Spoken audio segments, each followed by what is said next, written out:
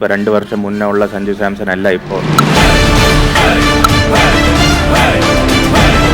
കുറേ പാഠങ്ങൾ പഠിച്ചിട്ടുണ്ട്, ബെറ്റർ ആയിക്കൊണ്ടിരിക്കുകയാണ്. അപ്പോൾ ഇനിയും വർക്ക് ചെയ്തുകൊണ്ടിരിക്കുകയാണ് ബെറ്റർ ആവാൻ വേണ്ടിയിട്ട്. അപ്പോൾ ഞാൻ ക്രിക്കറ്റിലോട്ട് വളരെ സന്തോഷമുള്ള ഒരാളാണ്. അപ്പോൾ ക്രിക്കറ്റ് ഇല്ലെങ്കിൽ വേറെ ഒന്നും ലൈഫിൽ എന്ത് ചെയ്യുമെന്ന് നമ്മൾ ഇരുന്ന് ആലോചിക്കുന്നുണ്ടായിരുന്നു. അപ്പോൾ അത്രയ്ക്കും ക്രിക്കറ്റ് ആണ് ലൈഫ്. കരിയറും ലൈഫും എന്തൊക്കെ ആയാലും കൂടെ നല്ലൊരു സപ്പോർട്ട് സിസ്റ്റം അത്യാവശ്യമാണ്. അപ്പോൾ നമ്മുടെ ലൈഫിൽ ഏറ്റവും വലിയ സപ്പോർട്ട് സിസ്റ്റം ആരെന്ന് ചോദിച്ചാൽ നമ്മുടെ കുറേ കോച്ചസ് ഉണ്ട്, കുറേ മെന്റേഴ്സ് ഉണ്ട്, പിന്നെ കുറേ കൂട്ടുകാരുണ്ട്, പിന്നെ ഫാമിലി ഉണ്ട്. പക്ഷേ ഇപ്പോഴും എൻ്റെ ലൈഫിൽ കുറേ വർഷങ്ങളായിട്ട് ഏറ്റവും കൂടുതൽ സപ്പോർട്ട് സിസ്റ്റം എൻ്റെ വൈഫാണ്.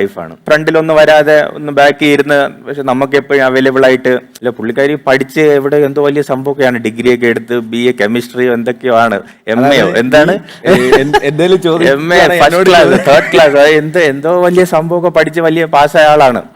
അപ്പോ നമ്മൾ രണ്ടുപേരും കല്യാണം കഴിയുമ്പോൾ ഞങ്ങൾ ഒരു തീരുമാനം എടുത്ത്, ഞാൻ അടുത്ത കാര്യം അല്ല അങ്ങനെയല്ലേ, സാധാരണ നാട്ടിലുണ്ടായിരിക്കുമ്പോ എന്താണ് നമ്മുടെ പഠിത്തം കഴിഞ്ഞ അടുത്ത ജോലി എന്തായി, അല്ലെങ്കിൽ ചാരു ഇനി എന്ത് ചെയ്യണ്, അല്ലെങ്കിൽ ചാരുണിന് എന്താണ് ഇമ്പോർട്ടൻറ്റ്, ഫാമിലിയും ഫ്രണ്ട്സ് എല്ലാവർക്കും തിരക്കാം. അപ്പോൾ ഫ്രണ്ട്സ് എല്ലാവരും വലിയ വലിയ ജോലിയൊക്കെ ചെയ്ത് അമേരിക്കയിലും അവിടെ ഇവിടെ കുറെ ഫ്രണ്ട്സ് ഒക്കെ ഉണ്ട്.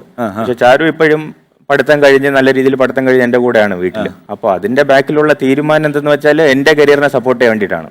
അപ്പോൾ അതിന്റെ ആ ഒരു സാക്രിഫൈസിന്റെ ആ ഒരു ലെവല് എത്രയാന്ന് നമുക്ക് നാട്ടുകാർ പലതും പറയും.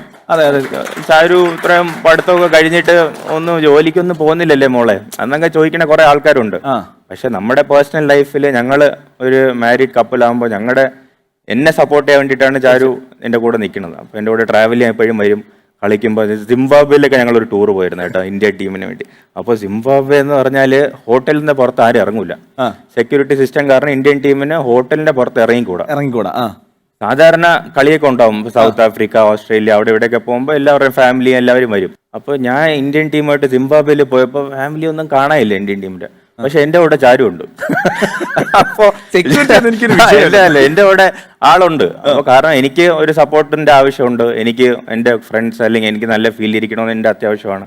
അപ്പൊ അത് മനസ്സിലാക്കിയിട്ട് ആൾ എന്റെ കൂടെ വന്ന് 7 ദിവസം ഹോട്ടൽ മുറിയുടെ പുറത്ത് ഇറങ്ങിയിട്ടില്ല.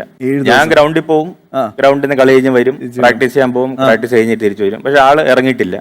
അതെന്താണ് കാരണം, എന്നെ ഒന്ന് ഹാപ്പി ആയിട്ട് വെച്ചിരിക്കാനും എന്റെ കൂടെ സപ്പോർട്ട് ചെയ്യാനും. അപ്പൊ അതിന്റെ ബാക്കിലുള്ള ഒരു മൈൻഡ് സെറ്റ് ഭയങ്കര അപ്രീഷിയേറ്റ് ചെയ്യാൻ തന്നെയാണ്. തീർച്ചയായിട്ടും. അത് നേരത്തെ പറഞ്ഞ പോലെ നമ്മളെപ്പോഴും ഫേസ് ചെയ്യുന്ന ചോദ്യങ്ങളാണല്ലോ. പഠിച്ചു, അപ്പോൾ ഇനിയൊരു ജോലി ചെയ്യുന്നില്ലേ എന്നുള്ളൊരു ചോദ്യം ഫേസ് ചെയ്യാൻ ഓക്കെ, കുഴപ്പമില്ല.